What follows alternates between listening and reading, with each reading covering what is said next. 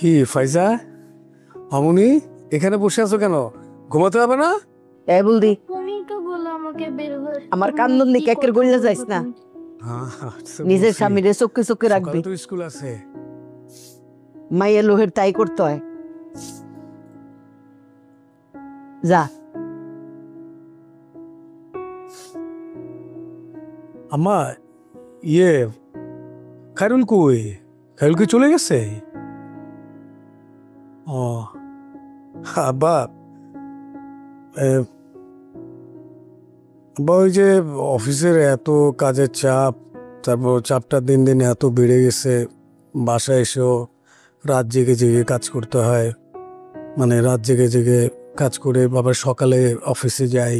এই যে যে কাজের প্রেশার, এই কাজের প্রেশারে মানে তুমি যেটা পছন্দ করো না সেটাই বারবার হয়ে যাচ্ছে তোমার সামনে।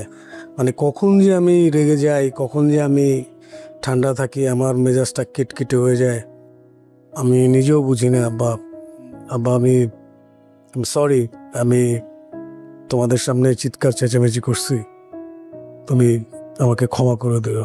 আমি ভুল করছি, আমি আর কখনো আর তোমাদের সামনে চিৎকার চেঁচামেচি করবো না।